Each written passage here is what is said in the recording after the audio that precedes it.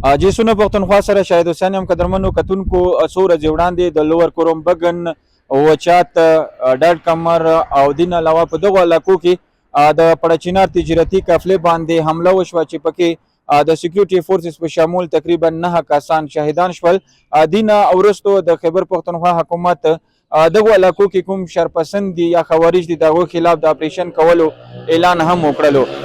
په دغو څلورو علاقو کې ډاډ کمر اوچات او مندوري او بګن دغه علاقې چې کومې دي دغو کې د خالي کولو د خلکو نه د حالي کولو اعلانات هم شوي دي. ضلعي انتظامیې مطابق دغه علاقې چې کومې دي د سرچ اپریشن دپاره به دا علاقې حالي کولی شي او دلته چې کوم خلک دي د هغوی د جان او مال تحفظ یقیني جوړولو دپاره دغه علاقې به حالي کوي. تاسو ته پته وي چې په دې کنویه کې تقریبا شپېتو نه زیات ګاډي مشتملو باندې یوه کنویي راتله پړچینار ته چې پکې په دغو علاقو کې شرپسندو دې باندې حمله وکړه چې پکې تقریبا 10 نه زیات ګاډي چې کوم د هغو لوټمار وشو. تقریبا 20 پورې ګاډي چې کوم دي هغه سوځېدلي هم دي. جی